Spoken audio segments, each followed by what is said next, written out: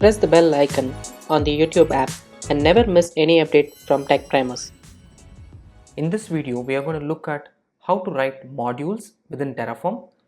Using modules, you can modularize your configurations of the Terraform files so that you can have multiple resources. You can split your Terraform code base with multiple components, for example, front end, back end, web components, networking components, etc. So we are going to see how to use modules, and then I will also show you what are the recommended patterns using modules. So I'm going to create a new folder called 4-modules. So if you notice, I have switched to IntelliJ. I might make a video on how to use IntelliJ with Terraform, but for now I'll show you all those with IntelliJ and I will cover that in a separate video. So as a start, we are going to leverage the same getting started example. So I'm going to copy the same file and then paste it into the modules folder which we just created. So this is the file, right? If you look at it, we had the Terraform configuration. We are providing the required AWS provider because we are going to use AWS to provision our resources.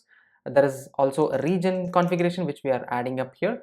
There is also something called data source. We will look at data source in the next video, but imagine that we are trying to get something dynamically from the account and we are going to populate that into our resource. So this is how our resources are structured. But what if I want to create multiple resources, right? So you would have seen that in the earlier video on input and output variables on how I created multiple resources. Now let's say I want to create a front-end application and a back-end application. So let's go ahead and create modules. So I'm going to create modules, a folder called modules, and within the modules folder I'm going to create a structure. So you can either create a folder called modules and then create front-end, or you can directly create front-end, right? Just for showing that these are modules, I'm going to create a folder called modules under which I'm going to create front-end. So within the front-end module, I'm going to create a file called main.tf. Usually people prefer this configuration, main.tf, output.tf, variables.tf. That is how you structure your Terraform configurations files. That way you know resources are inside main, modules are inside main, variables and outputs are in their corresponding files. So we're going to create a main.tf and I'm going to use the resource section, and also for now I'm going to push this data section. So I will show you how to get data out of a module. So let's say one particular module is creating some resource and I want to get the output of that resource and use it in another module. So I'm going to show you that. So we have a module called frontend, and inside the frontend module we are using some data source, retrieving this AWS AMI ID and then passing it into this particular resource called web, right? So I'm going to rename this as frontend to be clear. So I'm creating an EC2 instance using the data here, and I'm creating the EC2 instance as Terraform example. We can just name it as frontend example just for our reference, right? And I'm going to return back something back to the main TF file, right? So from the front end module, I need to return something. So I'm going to use this concept of outputs, right? So I'm going to use outputs.tf. This particular file is going to have all the outputs, whatever I'm going to return. So I can get the reference from output variable here. So I'm just copying the same from my previous example and pasting it here. So we wrote something called output, right? I'm going to get the output of my instance, which is front end, right? So here what I'm doing, I'm getting the value from the data and I'm depending on the AWS instance front end so that it's created, and I'm also returning this ID here. So if you see, I'm calling this particular variable as image underscore ID, so that way we will know this particular module, the front end module, is returning a variable called image underscore ID. You can also have multiple variables which are returned here. I just have only one output, which is the image ID. Now coming back to getting started TF, here I can directly use the module. So what module did I use? I'm using the front end module. So I was naming my module as front end, right? In order to import that particular module, we can use the source command, and I'm going to say / front end. So whenever I say /, we will be able to figure out what are the different / and then we had a folder called modules. See that IntelliJ is suggesting, and under the modules folder we had something called front end, right? So that is also shown up here. So we are getting the module from the front end folder. So all the resources which are there will be embedded here. So the module is getting called, and we will also be able to access the output, right? So this is the output. We will be able to access the output in this particular file because we have used the module. Now I'm going to create one more module. right? This is my backend module. So I'm going to create a new module called backend. So let me type module, I'll say backend, and I'm going to create this modules slash backend. So let's create this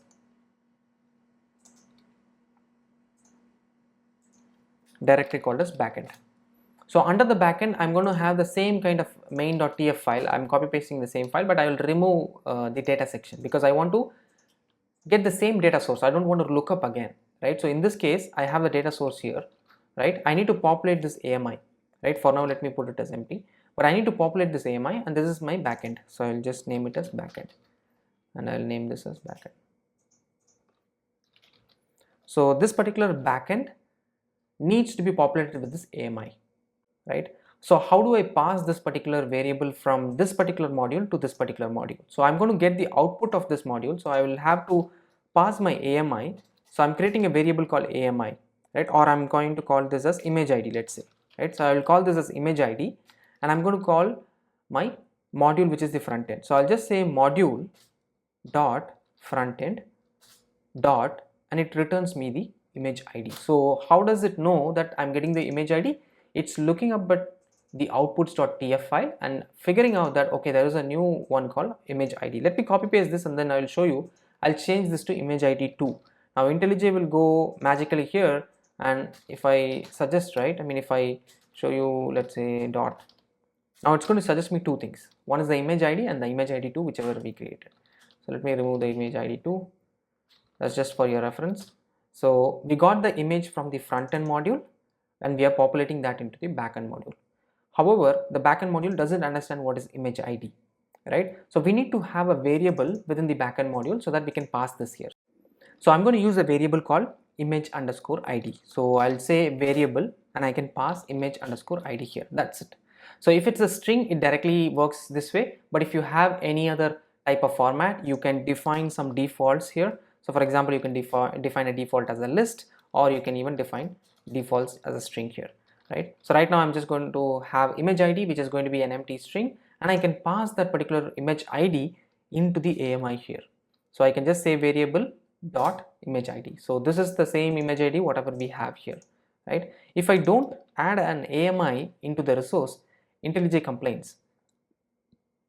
This is like on the fly debugging by IntelliJ. So it says that we need to add a AMI property. So in similar to how IntelliJ complained, Terraform is also going to complain. That's why we have to define the AMI, but we will be mapping a variable which is a mandatory thing for this module to function. So we are getting that variable, injected that here, right? Now this variable can be injected from the getting started.tf. So this is how you can pass the variable from one module to another, right? Now let me go to the terminal and I'm going to run this, right? So let me go to the 4-modules folder and I'm going to run Terraform. So if I run Terraform plan, it says that the module is not installed. So you cannot run directly the Terraform plan when you add modules. So you will have to install these modules. This is because in some cases, these Terraform modules could be pulled from a different repository. So if you look at here, we pulled this particular provider from a HashiCorp repository, and this was pulling from the HashiCorp registry. So similar way, you can configure modules to pull it directly from a repository. You can also have a GitHub repository. All those kind of things can be configured here. It's not just the folder structure where you want to import a module from, but you can also import modules from different repositories, which could be a HashiCorp repository, or it could be GitHub, Bitbucket, whichever Git supported repository is also compatible inside module source.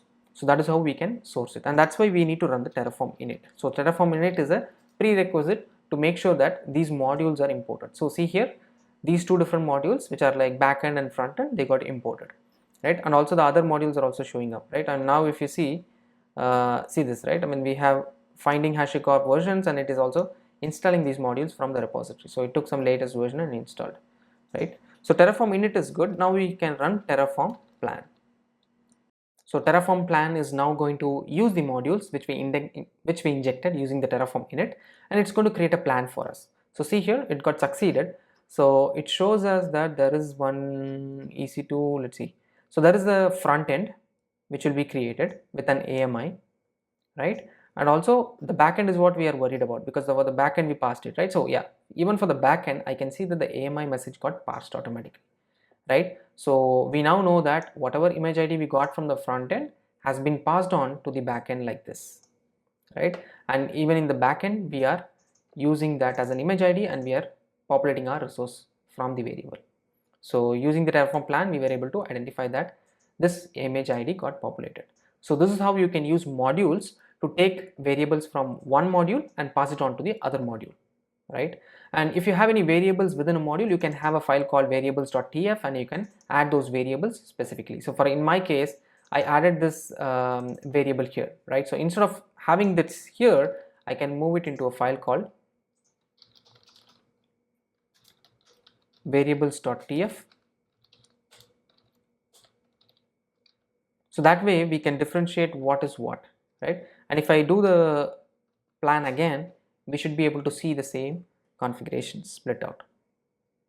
So this is a neat way of representing modules using variables and outputs. So that way we don't have to clutter our configuration with too many configurations in the same file. So you can see that front end is also there and backend also has the AMI, right? So we have variables, we have seen output. So this is how you can structure your modules, right? There is no mandate to have a module folder named as modules, but I have just shown up here. You can also have front end and back end moved outside the modules folder directly under your root folder. So you can have that kind of a structure as well. So here I have a file called getting started. I'm going to rename this as main. So that way we will have a proper folder structure going on, right? So I'm going to call this as main.tf. Since we initially used it, we called it as getting started. Now I've renamed it as main. So this also should work. So this is how you can use modules within Terraform. Now looking at some of the recommendation or the recommended patterns. These are some of the recommendations which HashiCorp says you should use modules for. For example, we can use modules for creating workflows, and this is how a classic example is. For example, let's take this particular product.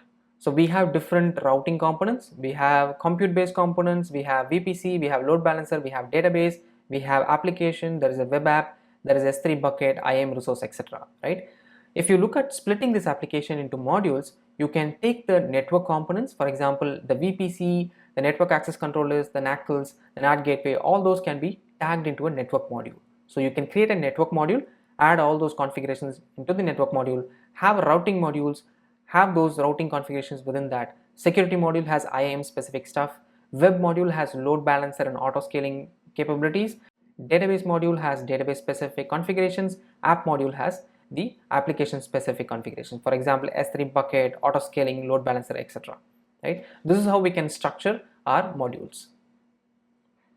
So this is one of the recommended pattern which HashiCorp says works well when you are managing HashiCorp configurations or the Terraform configurations. Just to summarize what we just discussed, using modules you can create multiple folders and modularize your code for Terraform, and using these modules you can have main.tf where you can define all your resources, you can create variables where you can define your variables, you can have outputs where you will be defining the output of this particular module so that you can use it across your modules. So in this case we are using the output of front end module and we are passing that into the backend module. When we use it inside the backend module, we will have to define that variable as a component specifically and use that variable within the main.tf, which is the backend Terraform files. So this is how you can leverage modules within Terraform. If you're already using Terraform, do let me know which IDE do you prefer. I felt IntelliJ was much better because I already use it for most of my other use cases, and also it suggests very well if you had looked at the current video. So if you want me to make a video on IntelliJ, I can definitely do that in the coming series. As always, if you like the video, go ahead and like it. If you haven't subscribed to the channel, go ahead and subscribe to it. Meet you again in the next video. Thank you very much.